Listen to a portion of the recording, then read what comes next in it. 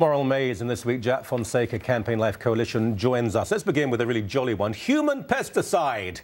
RU486. Now, I would have thought they already had enough. They have the morning after pill, they have abortion, they have contraceptives. I mean, they have...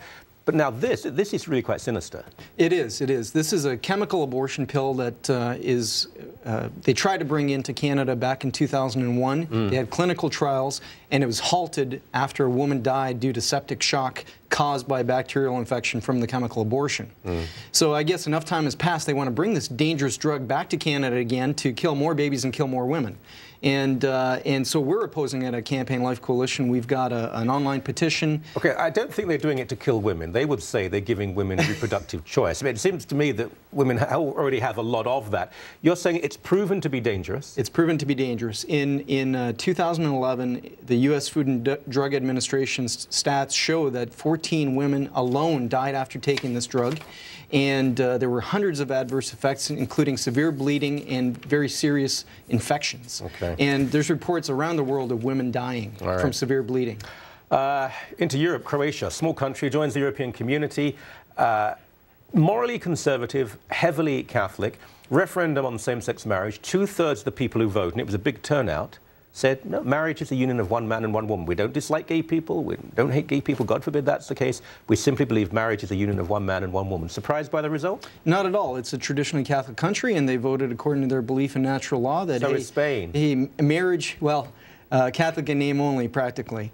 In Croatia, there's still a lot of believers there, even amongst the Catholics. And so they voted what they believe is true, that marriage is between a man and a woman. It has to do with procreation. And the gay activists there are outraged that they dared to use this democratic tool. And even the Prime Minister, who's a former communist. Half the government, more than half the government, are former communists, but they were elected to power. What will happen now, though, as you know, they're part of the European community. The United States, the European community and others will try to blackmail them economically and politically and use the courts to try and overturn this and say the referendum was not constitutional. Yeah, they'll try to overturn the will of the people, and they'll do it in the name of democracy while they're doing it. It's really quite sick.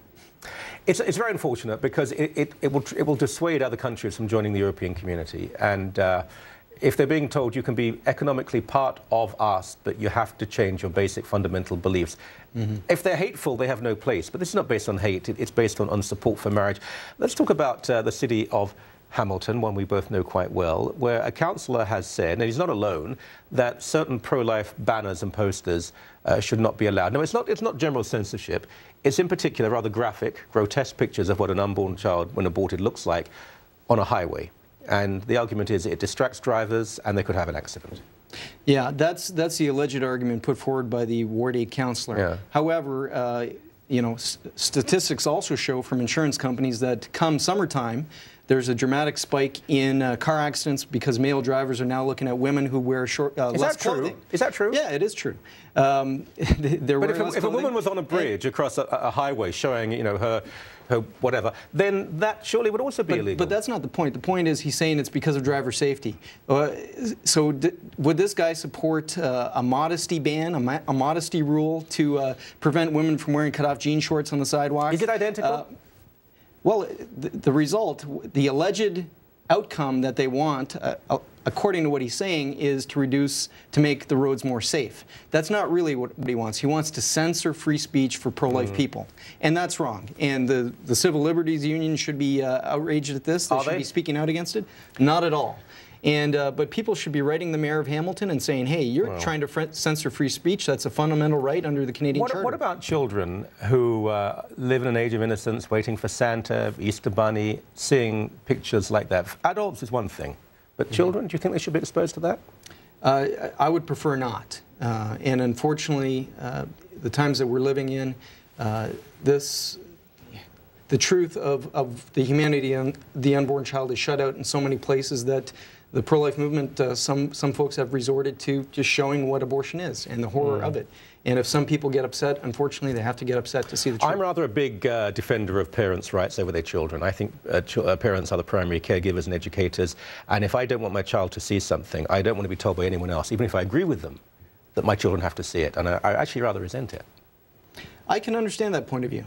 But the group doing this does not go to their way. They don't go to elementary schools. They go to high schools. And who's to say that there's any kids in these cars when they're driving by during rush hour? They could be in school.